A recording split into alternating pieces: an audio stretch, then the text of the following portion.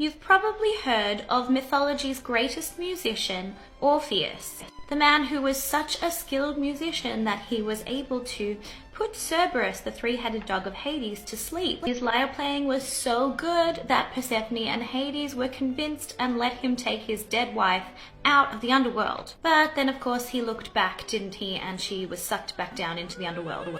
Devastating. But what happened after this? Because Orpheus was taught music by none other than the god Apollo, Orpheus had a great affection for Apollo. In fact, Apollo was basically the only god that Orpheus really truly worshipped.